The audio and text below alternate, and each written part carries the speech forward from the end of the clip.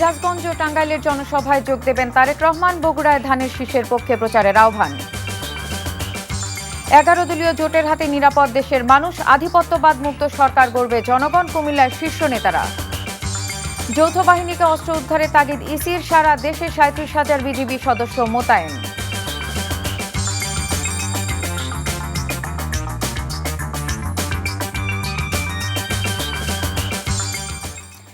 আসসালামু আলাইকুম, নার্গিস মজিদ লিমা স্বাগত জানাচ্ছি এনটিভির দুপুরের খবরে। ক্রাউন সিমেন্ট শিরোনাম দেখছিলেন, এবার পুরো খবর।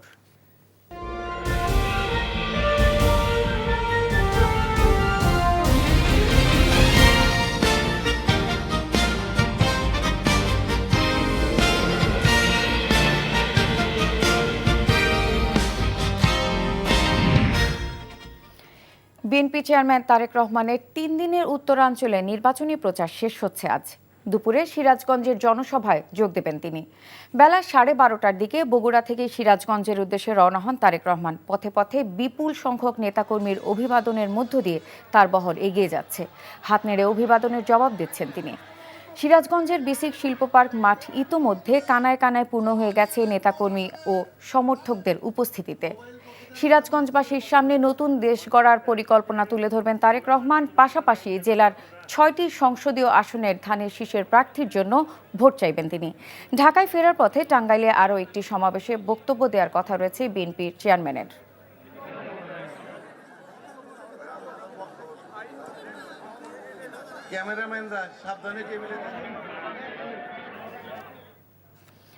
সিরাজগঞ্জে আছেন স্পেশাল করেসপন্ডেন্ট হাসান মাহমুদ, সরাসরি যোগ দিচ্ছেন আমাদের সাথে। হাসান, তারেক রহমানের নির্বাচনী জনসভা কখন শুরু হবে, সার্বিক প্রস্তুতি কেমন আমাদের জানান।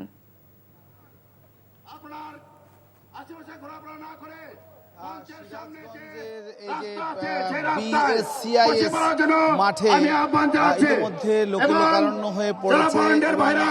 আসলে মাঘের তপ্ত রোদ আকাশে খোলা মাঠ, সেখানে কিন্তু বিপুল সংখ্যক হাজির হয়েছে। কিছুক্ষণের মধ্যে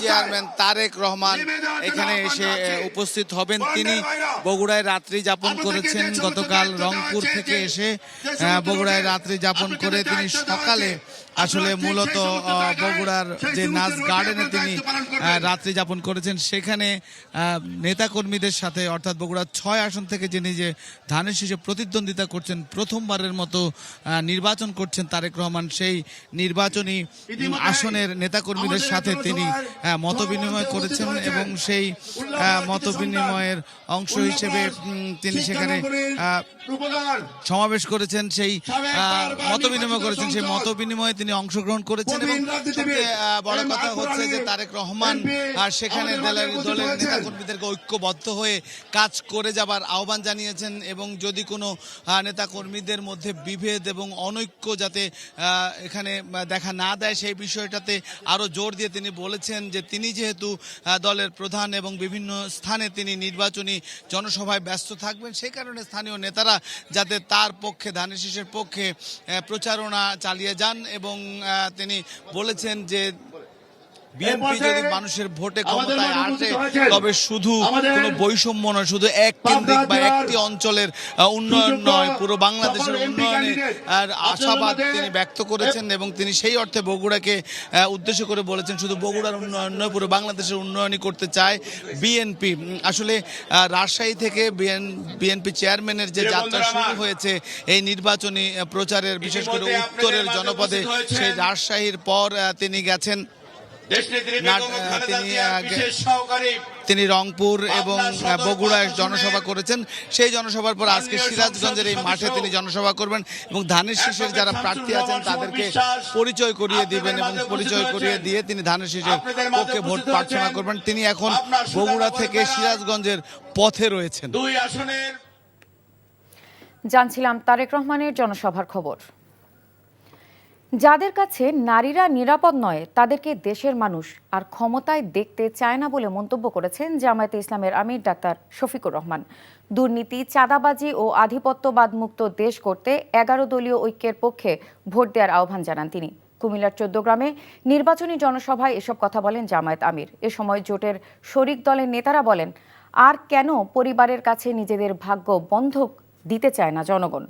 মোহাম্মদ আলী খোকনের ক্যামেরায় নাজিবুর রহমানের রিপোর্ট। ১৪ গ্রাম পাইলট স্কুলের মাঠ তখন কানায় কানায় পূর্ণ। নির্বাচনী ব্যানার, ফেস্টুন ও দলীয় পতাকা হাতে মুহুর্মুহুর স্লোগান তোলেন ১১ দলীয় ঐক্যের সমর্থকরা।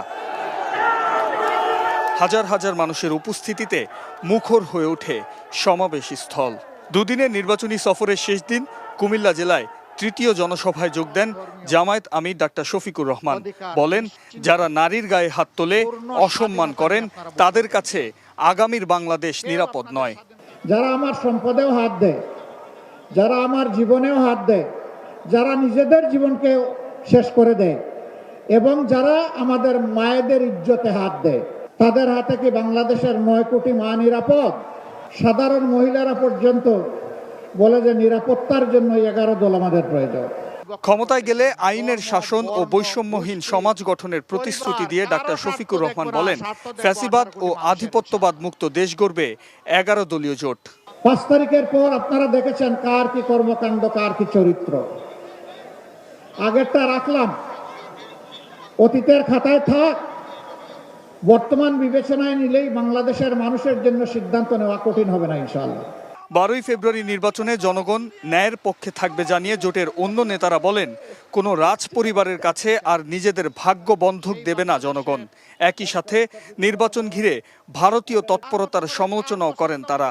আমাদের পার্শ্ববর্তী দেশ যারা বিভিন্ন সময় গত ১৬ বছর ধরে বাংলাদেশের রাজনীতি এবং বাংলাদেশের নির্বাচনে বারবার হস্তক্ষেপ করে গিয়েছে, এবারের নির্বাচনকে ঘিরেও তাদের নানান তৎপরতা আমাদের চোখে পড়ছে। তারা স্পষ্টভাবে একটি দলের পক্ষে অবস্থান নিয়েছেন। গত ১৬ বছর ধরে তারা ফ্যাসিবাদের পক্ষে অবস্থান নিয়েছেন। আমাদের ভাই শরীফ ওসমান হাদি সে ভারতীয় আধিপত্যবাদের বিরুদ্ধে লড়াই করে শহীদ হয়েছেন। ১৪ গ্রামের পর দাউদকান্দি ও নিমসার এলাকার দুটি পথসভায় অংশ নেন জামায়াত আমির। ১৪ গ্রামের এই বিশাল জনসভা থেকে ১১ দলীয় জোটের নেতারা বলছেন, ক্ষমতায় এলে কুমিল্লা জেলার উন্নয়নের পাশাপাশি কুমিল্লা জেলার মানুষের ভাগ্য উন্নয়নে ভূমিকা রাখতে চান তারা। একই সাথে দুর্নীতিমুক্ত ঐক্যবদ্ধ বাংলাদেশ গড়ার প্রতিশ্রুতি দেন তারা। সেই সাথে ফ্যাসিবাদ মুক্ত বাংলাদেশ গড়তে দাঁড়িপাল্লার পাশাপাশি গণভোটে হ্যাঁ দেওয়ার আহ্বানও জানান তারা। নাজিবুর রহমান, এনটিভি নিউজ, ১৪ গ্রাম, কুমিল্লা। নির্বাচনকে সামনে রেখে ভোলায় উপকূলীয় এলাকার পরিস্থিতিকে মূল্যায়ন করে আইনশৃঙ্খলা বাহিনীকে সতর্ক থাকা এবং যৌথ বাহিনীর অস্ত্র উদ্ধারকে জোরদার করার তাগিদ দিয়েছেন নির্বাচন commissioner brigadier general Abul Fazal Mohammad Sanaullah. সকালে ভোলা জেলা প্রশাসক কার্যালয়ের সম্মেলন কক্ষে আইনশৃঙ্খলা রক্ষাকারী বাহিনী, আইনশৃঙ্খলা রক্ষাকারী সেল এবং ভিজিল্যান্স ও অবজারভেশন টিমের সাথে মতবিনিময়ে তিনি একথা বলেন। এ সময় ভোলা জেলা প্রশাসক doctor Shamim Rahman, police super, নৌবাহিনীর কোস্টগার্ড সহ কর্মকর্তারা উপস্থিত ছিলেন।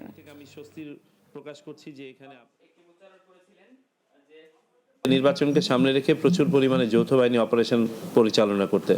এই অপারেশনের মূল উদ্দেশ্য হবে দুটি: এক, অবৈধ এবং হারানো অস্ত্র উদ্ধার, আর দুই, চিহ্নিত সন্ত্রাসী এবং ট্রাভেল মেকারদেরকে আইনের আওতায় নিয়ে আসা।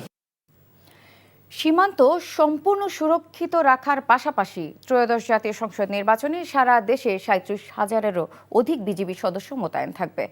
রাজধানীর মিরপুর জাতীয় সুইমিং কমপ্লেক্সে স্থাপিত অস্থায়ী ক্যাম্পে অনুষ্ঠিত এক সংবাদ সম্মেলনে বিজিবির পক্ষ থেকে একথা জানানো হয়। বিজিবির ঢাকা অঞ্চলের sector commander colonel S M. Abul Ehsan জানান, ভোটাররা যেন নিরাপদ ও নির্বিঘ্ন পরিবেশে ভোটকেন্দ্রে গিয়ে ভোটাধিকার প্রয়োগ করতে পারেন, সে লক্ষ্য সামনে রেখেই এই প্রস্তুতি নেওয়া হয়েছে। নির্বাচনকালীন যে কোনো জরুরি পরিস্থিতি মোকাবেলায় বিজিবির র্যাপিড অ্যাকশন টিম এবং হেলিকপ্টার সহ কুইক রেসপন্স ফোর্স প্রস্তুত থাকবে বলেও জানান তিনি। বিশেষায়িত এসব ইউনিটের পাশাপাশি নিরাপত্তা ব্যবস্থাকে আরও জোরদার করতে বিশেষায়িত ডগ স্কোয়াড ইউনিটও মোতায়েন থাকবে। বিজিবিকে অত্যন্ত পেশাগতভাবে তাদেরকে নির্বাচন সংক্রান্ত আইন শৃঙ্খলা কীভাবে মেনটেন করতে হবে এ ব্যাপারে যথেষ্ট পর্যাপ্ত প্রশিক্ষণ প্রদান করা হয়েছে।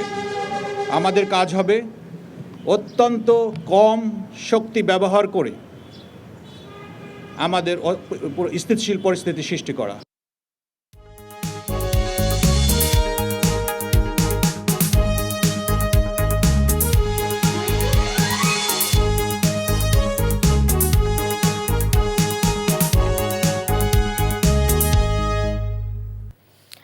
নাসির সিনট্যাক্স গ্রুপ নির্বাচন পথে পথে। ত্রয়োদশ জাতীয় সংসদ নির্বাচন ঘিরে প্রার্থীদের ব্যস্ততা।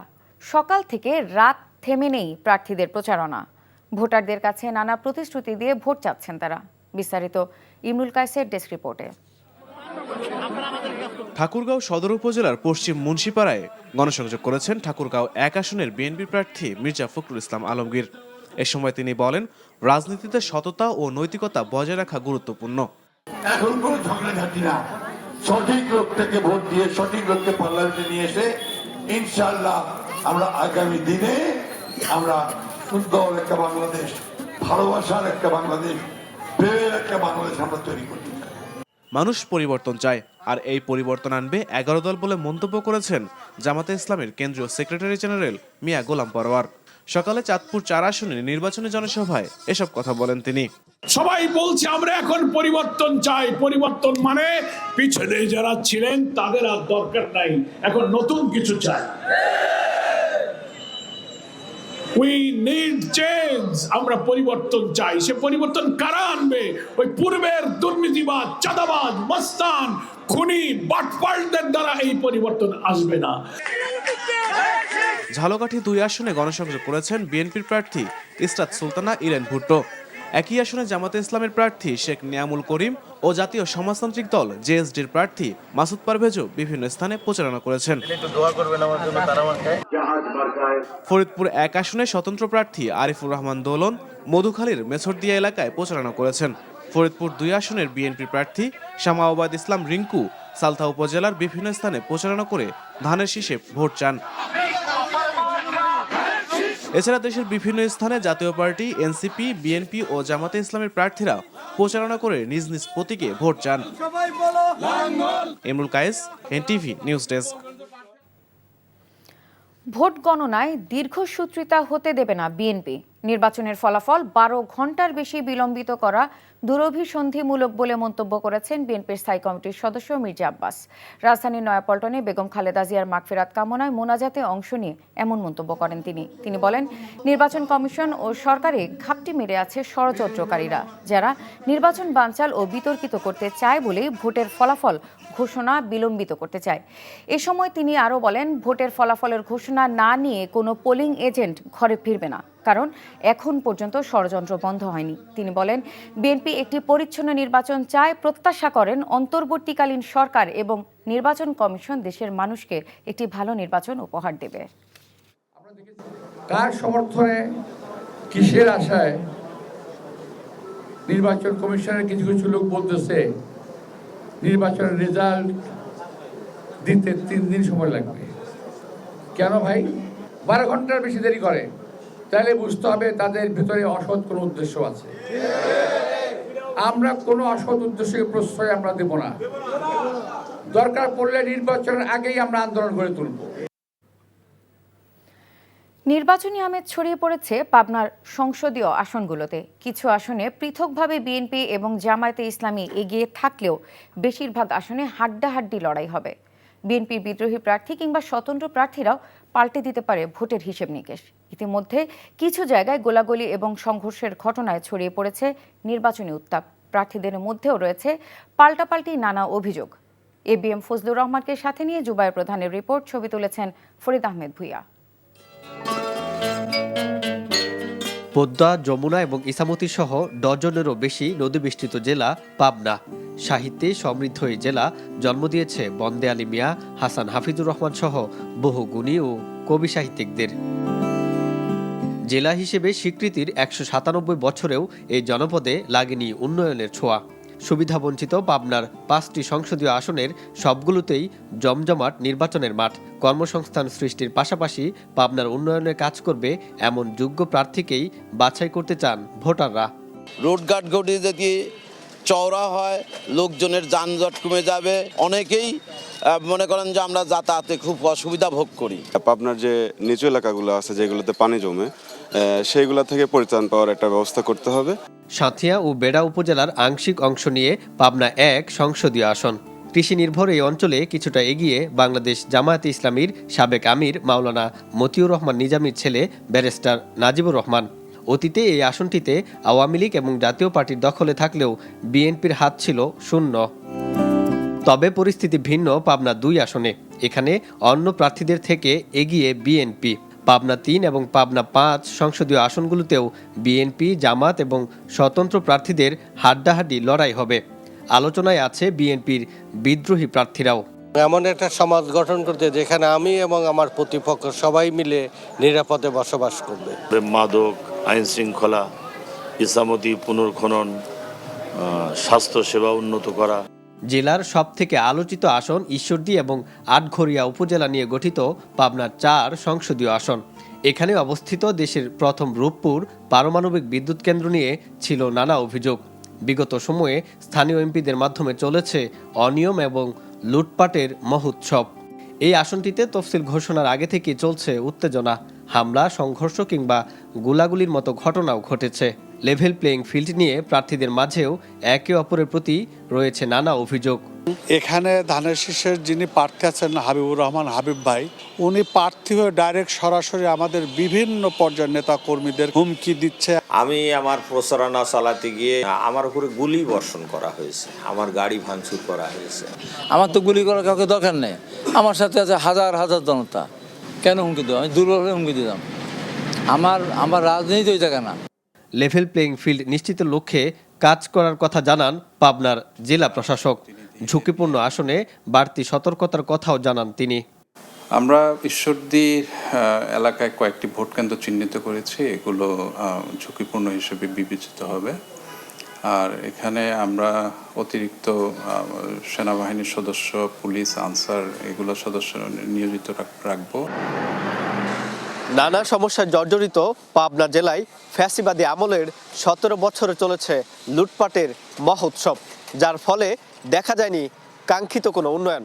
তবে 5 আগস্ট পরবর্তী বাস্তবতায় নির্বাচনের এই মাঠে ভোটাররা বলছেন যোগ্য প্রার্থীকে বাছাই করতে চান তারা।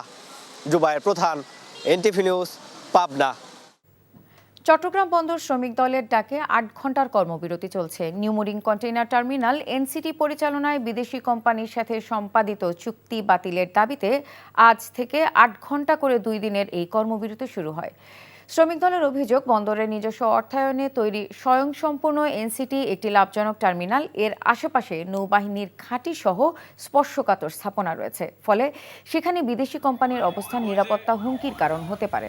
অপরদিকে বন্দর কর্তৃপক্ষ বলছে, বন্দরকে গতিশীল ও আধুনিকায়নের স্বার্থে এনসিটি পরিচালনায় বিদেশি একটি কোম্পানির সাথে চুক্তি স্বাক্ষরিত হয়েছে। এর বিরুদ্ধে করা রিট উচ্চ আদালত ইতোমধ্যে খারিজ করে দিয়েছে। এ অবস্থায় বন্দর এলাকায় আন্দোলন কর্মসূচি দেশের প্রচলিত আইন ও বন্দর চাকুরি বিধির পরিপন্থী। বিষয়টি উল্লেখ করে এ ধরনের কর্মসূচিতে অংশগ্রহণকারীদের বিরুদ্ধে শাস্তিমূলক ব্যবস্থা নেওয়ার হুঁশিয়ারি দিয়েছে চট্টগ্রাম বন্দর কর্তৃপক্ষ। এই ছিল দুপুরের খবরে। এই খবরের ভিডিও সহ আপডেট জানতে ভিজিট করুন এনটিভি অনলাইন www.ntvbd.com। এছাড়াও এনটিভির জনপ্রিয় সব অনুষ্ঠান ও খবরের আপডেট জানতে ভিজিট করুন আমাদের ইউটিউব ও ভেরিফাইড ফেসবুক পেজে। 5টায় দেশের খবর দেখার আমন্ত্রণ রইল। ধন্যবাদ সবাইকে।